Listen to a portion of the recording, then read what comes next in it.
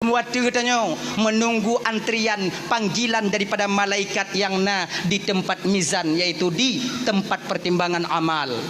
Ribuan tahun kita menanti.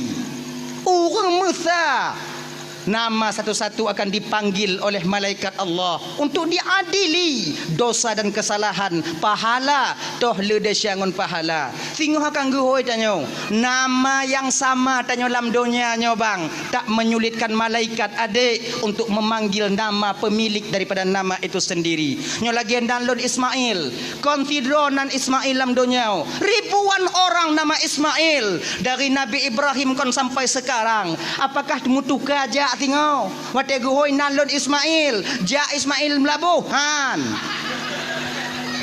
hoi nalon Ismail ben Samsul ja Ismail lapang labu haji yo ke mereka oh kan lega lapang lah lapang